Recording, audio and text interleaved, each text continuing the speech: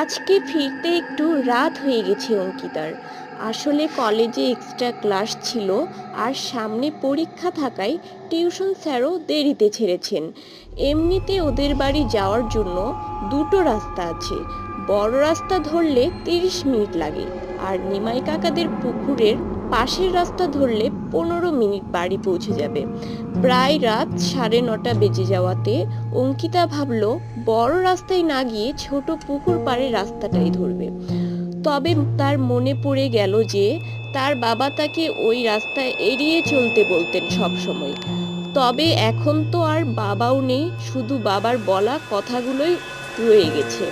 2 বছর আগে আজকের দিনেই তো কতগুলো গুন্ডা এসে আজ মক্কা তার বাবাকে ছুরি দিয়ে আক্রমণ করে, এবং সেখানেই মৃত্যুর মুখে লুটিয়ে পড়েন দেবেশবাবু। এসব কথা হঠাৎ মনে পড়ে যেতেই মনটা ভারী হয়ে গেল অঙ্কিতার। সে দ্রুত পা চালালো, নয়তো যে মা বাড়িতে খুব চিন্তা করবে। তবু নিতান্ত নিরুপায় হয়ে সে ওই পুকুরের পাশের রাস্তাটাই ধরল।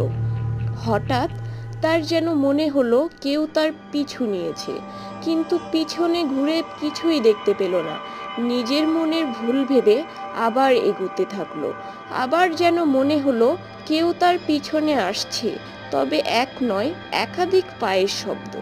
এমনিতে জায়গাটা খুব অন্ধকার, একদমই আলো নেই, তাই মোবাইলের টর্চ জেলে হাঁটছিল।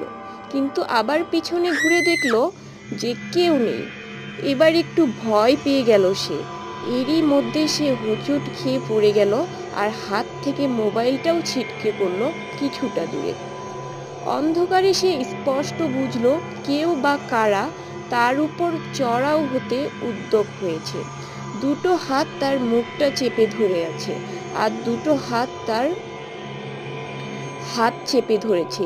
সে মরিয়া হয়ে বাঁচার প্রাণপণ চেষ্টা করছে, কিন্তু ওই হাতগুলো যেন তাকে ক্রমশই কাবু করে ফেলছে। সে চিৎকার করার বৃথা চেষ্টা করছে, কিন্তু পারছে না।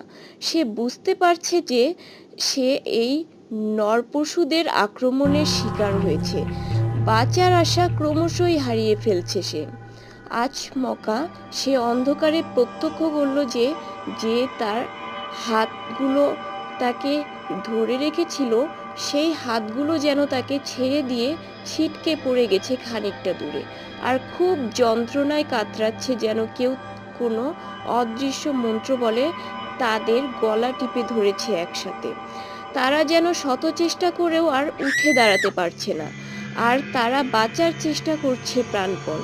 তবু যেন অদৃশ্য হাতগুলো নাছোড় হয়ে চেপে বসেছে তাদের গলায়।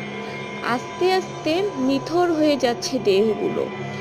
এরই অবস্থায় অঙ্কিতা তাড়াতাড়ি তার সর্বশক্তি দিয়ে উঠে দৌড়ে চলে গেল বাড়ির দিকে, আর শুনতে পেল সেই চেনা কণ্ঠস্বর, মা, তোকে বারবার করে এই রাস্তায় আসতে বারণ করেছিলাম, তাও শুনলি না তো। আজ আমি না থাকলে তোর কি হতো বলতো?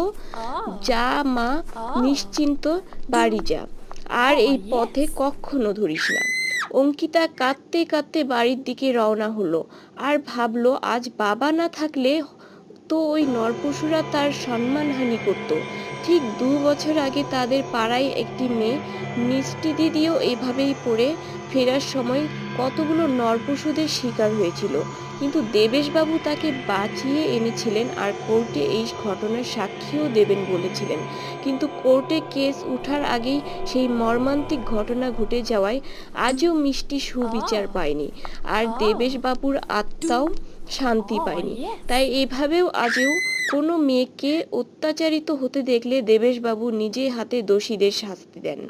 পরের দিন সকালে সংবাদপত্রে 3জন মদ্যপ যুবকের অস্বাভাবিক মৃত্যুর খবর প্রকাশিত হলো।